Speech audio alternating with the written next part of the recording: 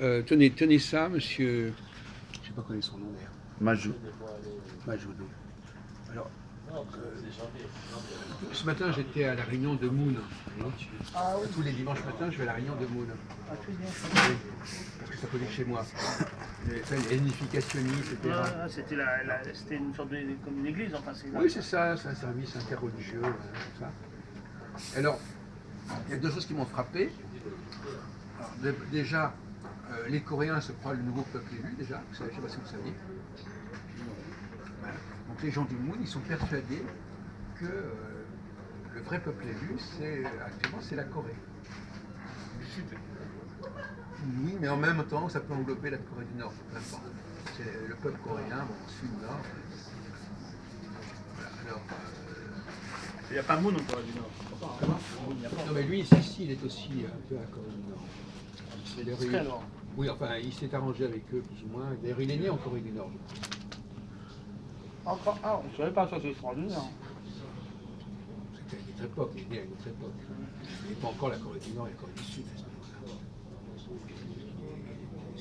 La Corée du Nord, c'est après la Première Guerre mondiale. Ah ouais. Mais qu'ils faisaient laisser l'église de l'Union. C'est après la guerre de Corée. Non, enfin bon, peu importe. Bon, il est né dans un milieu protestant en Corée. Et donc, il paraît que donc maintenant on a donc un christianisme. C'est intéressant pour vous parce que maintenant, c'est amusant quand on prend la perspective. Maintenant, le dernier avatar du christianisme, c'est que le peuple élu, c'est les Coréens. Que les chrétiens, les juifs ont démérité, les chrétiens ont démérité, Jésus a foiré, et donc maintenant c'est les Coréens. Ah ouais. Tu es au courant? Non. C'est bizarre. Parce que ça met en perspective ces genres de stratégies comme ça de dépossession. Moi, ils acceptent aussi des non-coréens parce que vous êtes là. Tout le monde là-bas. Oui, mais ils acceptent, oui, mais c'est un peu comme pour les questions juives. Ils acceptent, mais il faut quand même reconnaître que c'est les Coréens. Ah ouais. Voilà, c'est le problème du rapport entre eux. C'est la Corée, ouais. C'est comme une cérémonie, qu'est-ce qui se passe? Oui, enfin bon, oui. Il y a un petit sermon, et puis ils chantent quelques chants. C'est quoi le quelque chose. sujet du jour? Comment? Le sujet du sermon, c'était quoi? Ah ben justement, c'était mon ami Berlet qui a fait un sermon aujourd'hui sur l'amour, le pardon. Il n'y a pas un sac qui tourne pour mettre les billets, non? Si, un petit peu. Vous avez mis combien? J'ai rien mis, moi. Si on met rien, c'est pas mal vu, non? Non, enfin bon, non, c'est pas vrai. Il y aura j'ai une petite parenthèse. Ma gouvernante, quand j'avais 3-4 ans, on avait une maison de campagne en Normandie, dans le Morvan. Ah ouais. Ben, elle nous amenait à l'église. Catholique. Oui. Je me souviens que je devais être tout petit, on allait à l'église, on faisait la quête, je me rappelle. Et il faisait la quête. Donc notre gouvernante, on avait une gouvernante catholique. Ah ouais. Et alors finalement, je ne sais pas si elle avait obtenu l'autorisation des parents ou pas, mais on allait à l'église tous les dimanches, l'église du village. Bon, je sais pas. On connaissait probablement mieux à ce moment-là le christianisme que le judaïsme, je ne sais rien. Donc, Vos parents, ils pratiquaient le judaïsme? Non, pas du tout. Il y avait même l'arbre de Noël. Le sapin, tu veux dire? Le sapin de Noël. Oui. On dit arbre de Noël aussi. Ah, c'est pas des religieux, c'est même pas des pratiquants. C'est pas les vrais alors. C'est juste athée, enfin. Non, mais c'est des juifs de la Nouvelle Alliance. Ils ne sont pas marqués par le religieux. Voilà. Ils sont assimilés, on disait à mon époque. C'est bizarre ça. Il n'arrive pas à comprendre qu'on puisse être juif et non pratiquant. Bah si, c'est comme musulman. Tu peux être musulman et non pratiquant. Alors, tu n'es pas musulman. Justement, c'est ça le problème. Bah oui. C'est que ça, tu touches à un sujet assez compliqué. On ne peut pas être musulman et non pratiquant. Par exemple, nous, on peut être juif de race juive, si vous voulez, et ne pas pratiquer. Mais à ce moment-là, on n'est plus religieux. La religion n'est pas constitutive du fait juif. Ouais, dans la race, oui, je On sais. n'est pas. Voilà. Oui, je comprends. Non, enfin, c'est plus compliqué. Les chrétiens, c'est les chrétiens qu'ils appellent chrétiens non pratiquants parce que c'est des gens qui ne pratiquent pas beaucoup ou pas du tout, mais ça, c'est chez nous que c'est né, ça. Et après, ils ont dit. Mais même un chrétien, c'est pas français aussi. C'est pas pareil. Si genre tu pratiques pas, t'es pas chrétien. Ils appellent non pratiquants, mais qui sont de culture chrétienne, on va dire. Voilà, juifs. Ah, d'accord. Et maintenant, il y a des musulmans de culture musulmane, mais ils ne sont pas pratiquants, on les appelle juifs. Non, mais on touche là à un sujet très important. Mais c'est vrai qu'il n'y en a pas beaucoup. Depuis que. Non, mais le problème. C'est rare, oui. On avait. Attendez, essayez de ne pas trop intervenir. Mais le problème de la nouvelle. Quel rapport y a-t-il entre une nouvelle alliance et le fait que les juifs ne pratiquent pas? C'est ça le grand débat. Le fait que les juifs ne pratiquent pas est la preuve qu'on est entré dans l'ère de la nouvelle alliance. Et où? Parce qu'en fin de compte, le véritable esprit de la nouvelle alliance, c'est la non-pratique. Si on revient au sens albronien. Ouais. C'est-à-dire que, tout simplement, on ne pratique pas. On ne pratique pas. On a quelque chose en soi, on a une conscience quelque chose. C'est inné. C'est la judéité. Voilà. On n'est plus dans le judaïsme, on est dans la judéité. Là. On a une conscience d'être juif, et il y a une inspiration peut-être quelque part, il y a peut-être un génie quelque part, mais on n'est plus dans la pratique. Et ça, c'est bien la preuve rétrospective. Ma théorie, c'est que rétroactivement, ça montre bien que Jésus se trompait. Qu'il a annoncé quelque chose qui n'aura lieu en réalité que qu'au XVe siècle. Et on ne s'en est pas aperçu tout de suite, parce qu'en fait, quand on fait une prophétie, on peut dire, voilà, je vous annonce ça, Ouais. et voilà, ça se produit. Et après, on s'aperçoit qu'il va se passer bien plus tard un événement qui est beaucoup plus caractéristique de cette prophétie que celle qu'on avait cru confirmer. Oui, mais moi je comprends pas pourquoi tu dis Jésus, il a trompé. Il s'est trompé. Ouais, pourquoi déjà? Il s'est trompé parce que, alors, Voilà. c'est une problématique intéressante, c'est la problématique qu'est-ce que c'est que la prévision, qu'est-ce que c'est que prévoir, et qu'est-ce que c'est que la validation d'une prophétie, d'une prévision, voilà. Comment est-ce que je peux, alors ça aussi c'est une bonne parabole ça. Bah oui. Comment, parce que vous savez, je ne sais pas si vous étiez là quand on a parlé de la tentation et du vol. Bon, il y avait des choses que vous ne pouvez pas. Comment peut-on déterminer, si je dis que quelque chose va arriver, que ça s'est produit, que c'est arrivé? Ouais. Je peux croire que c'est arrivé. Je vais dire, voilà, je sais pas, par exemple, voilà, je prévois... Oui, c'est comme le destin, tu veux dire. Non, laisse tomber. Alors, Ouais. je prévois qu'il va pleuvoir. Et puis il va pleuvoir. Mais il y a une petite pluie.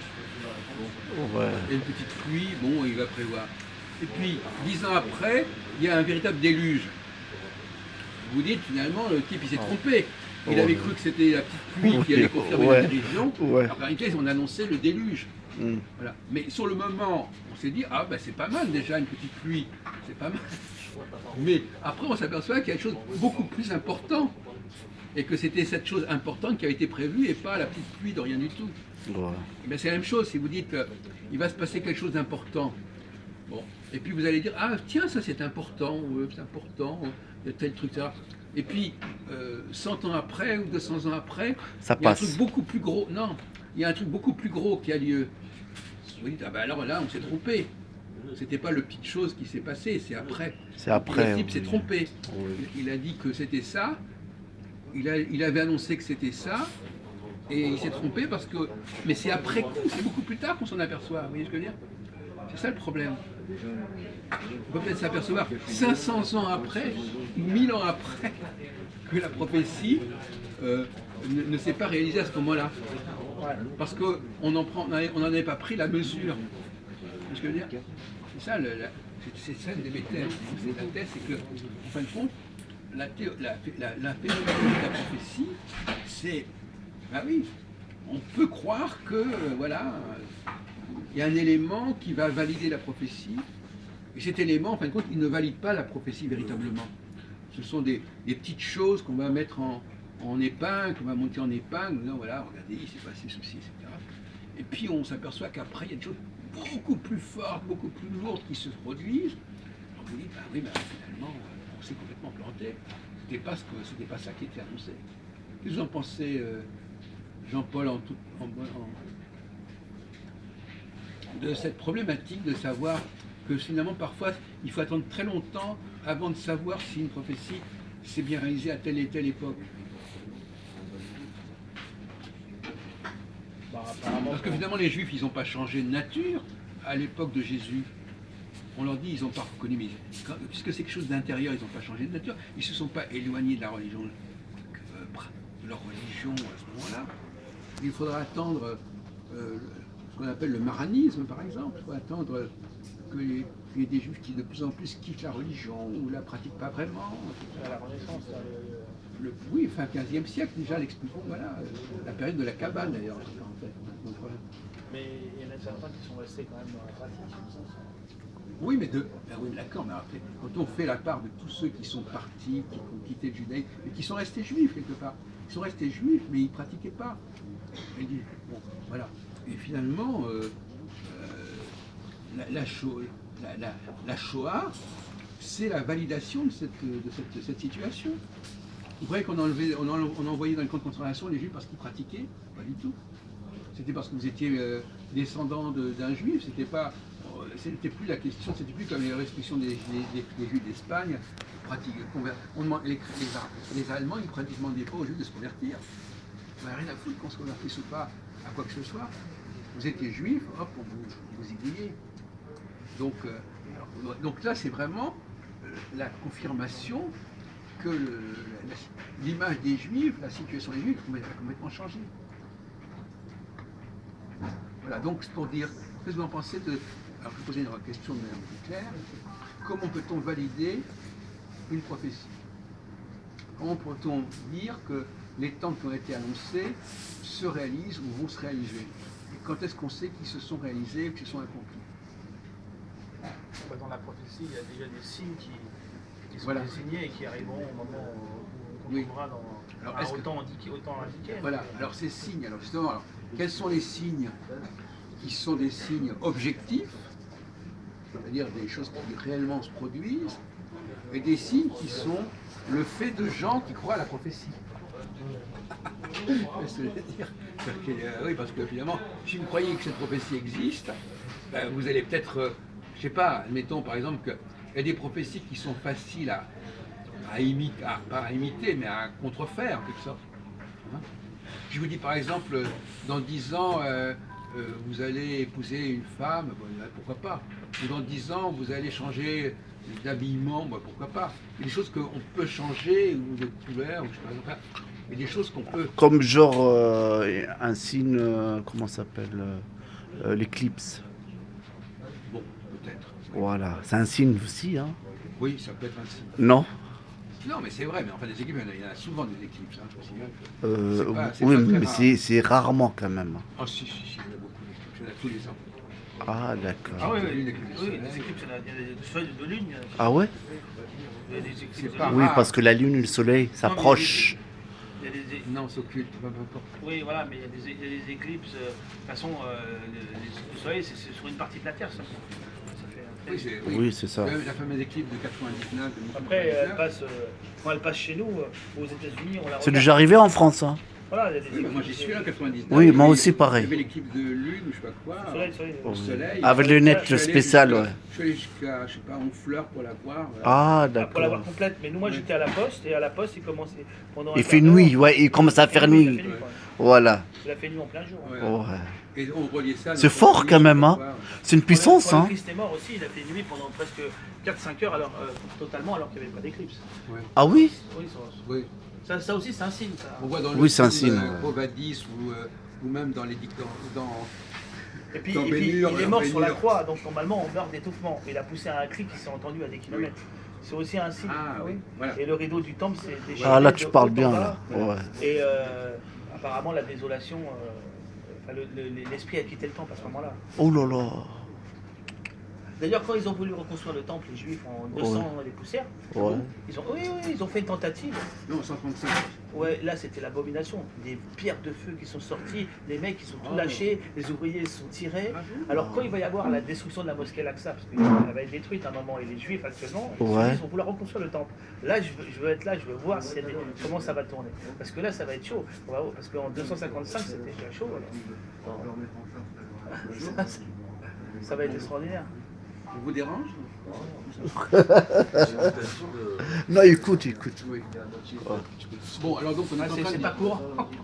donc on est en train de discuter de quels sont les signes qui sont concluants signes qui ne sont pas concluants, les signes qu'on peut fabriquer, si vous voulez, quelque part, les signes qu'on ne peut pas fabriquer. Bon. Alors, c'est cette marge-là qui m'intéresse. On est d'accord qu'on peut fabriquer certains signes. On peut se conformer à certains signes. Ouais.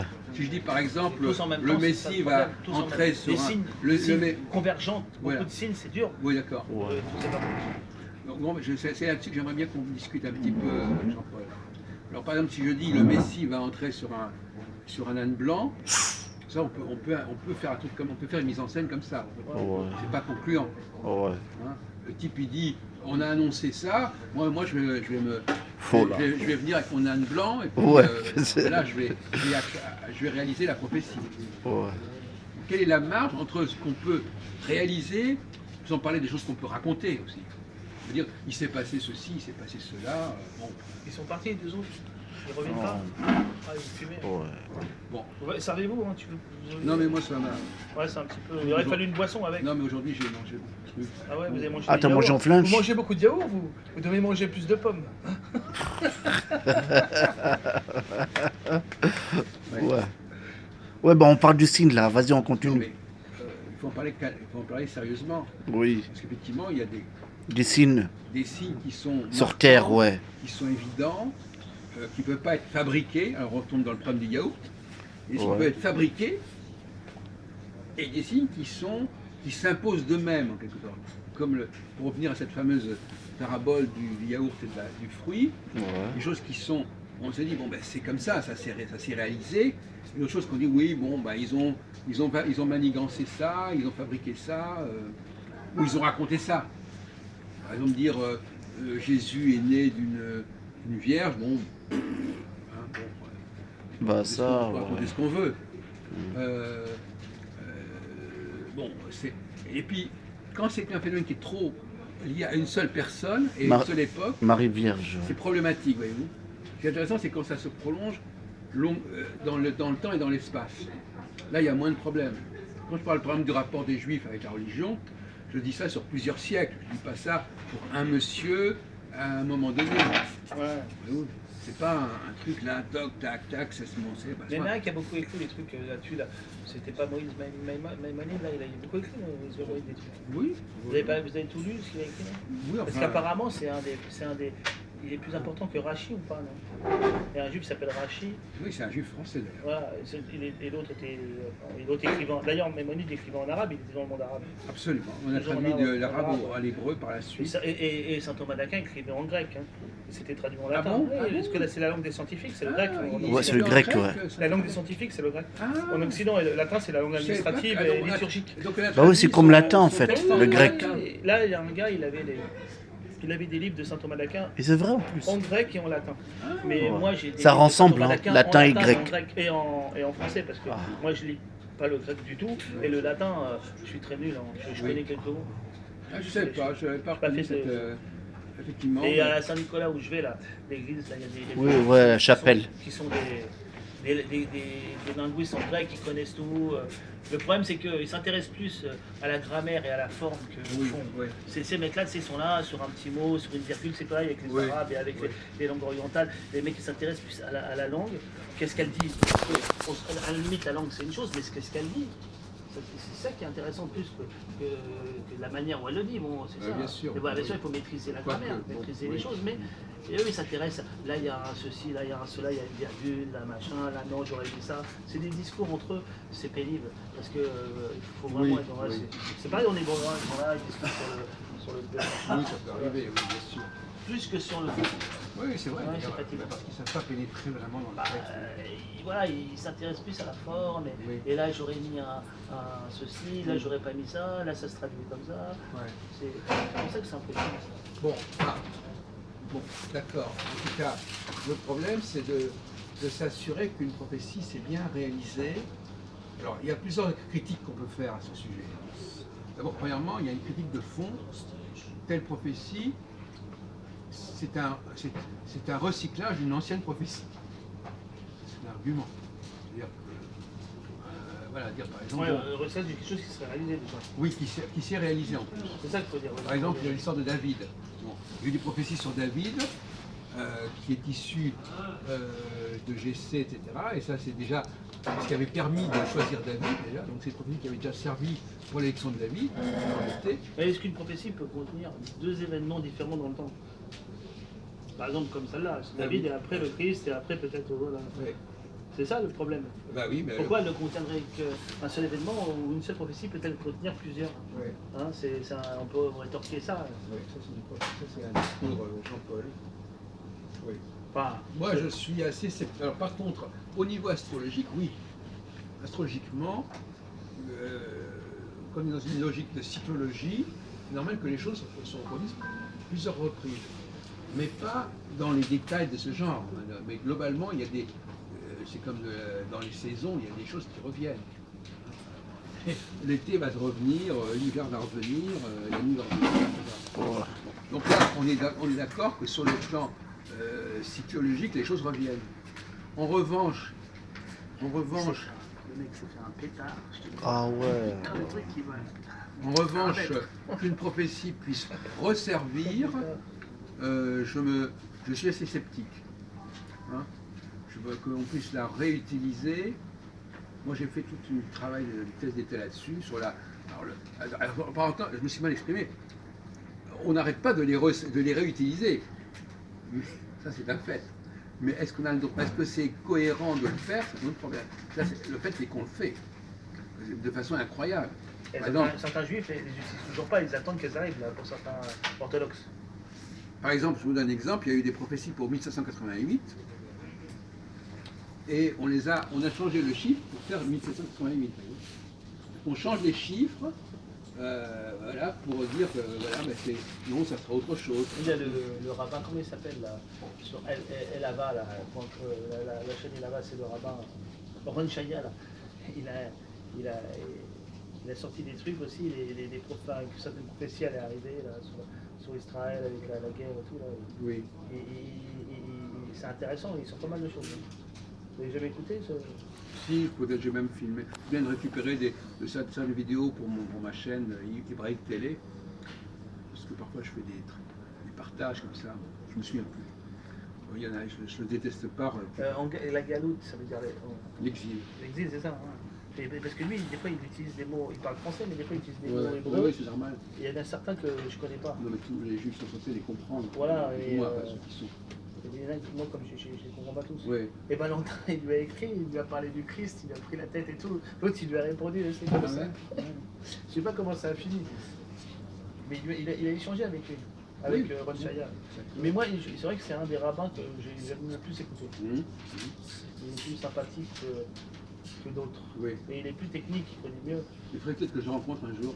Il y en a un autre, par contre, c'est un rabbin, il fait rire, parce qu'il a un chapeau pointu, on dirait Merlin l'Enchanteur. Il a mis, je sais plus son nom, mais je dirais plus on dirait Merlin l'Enchanteur. Sauf qu'à l'époque, au Moyen-Âge, Ouais. les Juifs, ils avaient des chouettes. On leur imposait des habillements comme ça. Il a un chapeau pointu. Mais c'était Ah oui? c'était un habillement qu'on imposait aux Je sais Juifs. plus son nom. Les Juifs, par exemple, d'Avignon, par exemple, on leur imposait un habillement spécial pour qu'on les reconnaisse. Ah, Et il d'accord. Donc on leur je sais plus imposait son un nom. château. Alors peut-être qu'il l'a fait en honneur de ça. Bah, il a toujours ce chapeau. Au départ, quand je l'ai écouté la première fois, je me suis dit, c'est un juif ou c'est un illuminé, quelque chose. J'étais pas sûr parce que je voyais son accoutrement. Après, j'ai vu qu'il était juif. Il parle beaucoup de Kabbale, mais à mon avis, il doit être un peu illuminé. Hein. Il y a beaucoup de juifs illuminés quand même, ils sont, faut reconnaître. Non, mais ils ont une puissance dans l'intelligence et dans la volonté. Mais bon, des fois, ça manque de direction et ça part. Ah tu ouais, vois.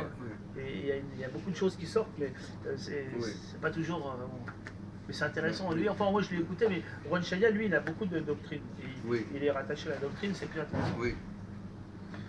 Donc, oui, voilà, effectivement,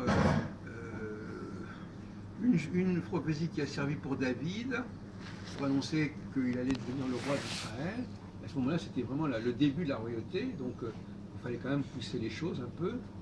Alors maintenant qu'on la réutilise pour un autre personnage qui viendrait lui aussi de David, et alors pour expliquer ça, on dit voilà, voyez-vous, Jésus, oui, il est plus ou moins descendant de David, quoique par ailleurs on a envie aussi qu'il soit né du Saint-Esprit. Alors il y a plusieurs théories qui cohabitent dans le premier chapitre de Matthieu. Hein. Alors ça c'est pas clair non plus. Bon. Et on a le même problème avec. C'est pour ça que l'autre jour, on en avait parlé, on m'a dit Abraham, c'est un peu comme le Joseph. Abraham, c'est plus ou moins le père d'Isaac, mais si Isaac est né dans des conditions particulières, c'est un peu comme Joseph, dont la femme a eu un fils dans des conditions particulières. Ouais. Bon. Donc là aussi, il y a une répétition. Et donc dès que moi, alors moi effectivement, j'ai cette malheureuse habitude, moi quand je vois une répétition, je me dis attention, je tire la sonnette d'alarme, je dis répétition. Alors s'il y a commence à y avoir une répétition, est-ce que c'est pas un calque? Alors notre ami Jean-Paul, lui, il dit préfiguration. Préfiguration. Alors, il y a le débat sur imitation, préfiguration. C'est un bon débat intéressant d'ailleurs entre juifs et ça. Bon, les juifs auraient plutôt tendance à dire ben non, finalement, nous, les choses sont passées. Oui, il y a eu Isaac qui est né, il y a eu David qui a été prophétisé. Bon, d'accord. Maintenant qu'on nous resserve la soupe pour autre chose, bon, alors là, c'est un problème. Et puis, l'histoire de la Vierge aussi, quand on regarde Isaïe, il dit voilà, ô toi, Vierge d'Israël, pour désigner le peuple hébreu. Et après, on le retrouve, la fameuse Vierge, comme étant la mère de, la mère de Jésus, etc. Alors que la notion de jeune femme, vous pouvez l'emporter. Je l'emmène. Voilà, emportez-le. J'ai payé, je ne vais pas le laisser. Ben non. Je coupe là? Non, pas du tout. Ah. Non, mais c'est pas parce qu'il parle de son dossier. Ah ouais, d'accord. S'il fallait couper chaque fois qu'on dit une connerie, on arrête. Ouais. Donc, voilà, donc la question, mon cher Jean-Paul, c'est bon, moi je sais pas, moi je suis pas chrétien, je suis pas dans cette position difficile que c'est d'être chrétien face à un juif, parce que c'est comme une situation qui est pas très, qui est un peu malaisée. Hein, là, on vous a piqué ceci, on vous a piqué cela, on a repris ceci, on a repris cela. Alors, je suis pas très bien, je serais pas très bien dans ma peau si j'étais chrétien. Ben oui, parce que c'est une situation un peu fausse, voilà, bon, d'accord. Mais voilà, pour revenir à la réalisation de la prophétie, bon, alors effectivement, même dans le cas de David, effectivement, la prophétie a annoncé que Samuel trouverait le prochain roi d'Israël, celui qui allait succéder à Saül, il le trouverait en allant visiter les fils de Jessé, et dans les fils de Jessé, ben, il trouverait le bon, quoi, le plus jeune, David, etc. Ça fait une façon de valider l'élection de David. On ne peut pas non plus forcément prendre ça très au sérieux. Hein. Bon, mais c'est déjà pas très sérieux à l'époque de David, parce que ça veut dire quoi? On essaie simplement de valider une élection, valider un choix. Maintenant qu'en plus on récupère cette prophétie, parce que Isaïe, il est très malin, Isaïe, il prend la prophétie de Samuel, mais il ne resitue pas le contexte. Donc il prend des morceaux de la prophétie de Samuel, mais il ne dit pas que cette prophétie de Samuel, elle avait été utilisée par rapport à David. Il ne raconte pas l'histoire de David. Il ne raconte même pas que David a été choisi parce que, etc. Et d'ailleurs, quand on dit fils de Jessé, c'est amusant, parce qu'au lieu de dire fils de Jessé, c'est-à-dire que c'est encore plus idiot, parce que en disant fils de Jessé, ça rappelle que c'est David qui a été choisi comme fils de Jessé. Alors qu'on pourrait dire fils de David, enfin peu importe.